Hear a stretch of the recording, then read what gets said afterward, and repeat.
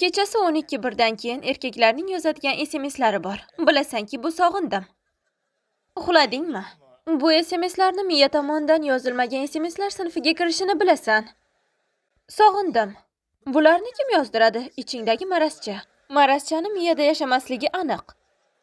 Hoy akasi, soat 1 bo'ldi. Oshqozon hazm qilish bilan ovora qora jigar va taloq bir ishlar qilyapti. Hamma ish qayoqqa qoladi? Orqaga.